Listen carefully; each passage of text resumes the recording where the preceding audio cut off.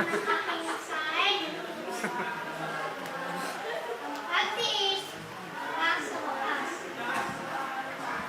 Buksan po natin sa Biblia, sa Matthew 24 verse 14.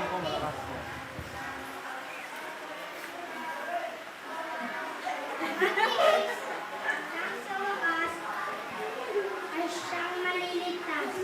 Tayo po ay manalangin. Panginoon, bigyan niyo po ako ng kaalaman upang ipaabot ang aking mensahe sa akin ito. Amen. Tikit yun ha. Partido. Ang pagtiis ay ang kakayahang makatagal sa isang bagay o makapaghintay ng tahimik nang walang reklamo. Mga paraan upang makapagtiis hanggang sa wakas. Suot ang buong kagayahan ng Diyos. Sabi sa Ephesians 6 verse 13, magsikuhan ng buong kagayahan ng Diyos upang kayo'y makatagal at magsitibay.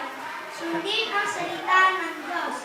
Sabi sa Awit 119 verse 11, ang salita ay may aking iniingatan sa aking puso upang hindi ako magkasala laban sa iyo. Halimbawa po nito, ang kautusan ng Panginoon atin po itong sundin at isabuhay, magpatuloy sa mga aral ng Diyos.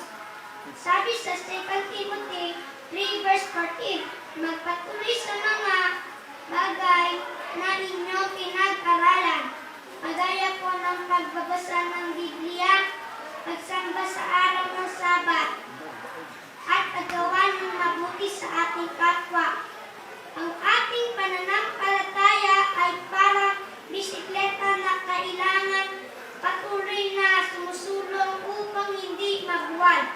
Mga kapatid, kailangan po tayong magtiis, dahil sabi ng Panginoon, ang magtiis hanggang sa wakas ay siyang maliligtas. Yan na po ang mensahe sa akin. God bless.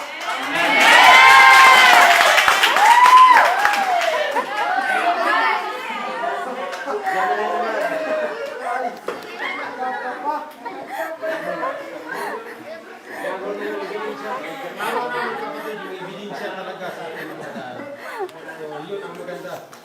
Ang pananampalataya katulad sa disiplina. No? Talagang sulod. Sunod natin ang isang speaker natin, si Sister Rhea. Pero bago niyan, pakantahin ko muna si Sister Dede at saka si Sansha.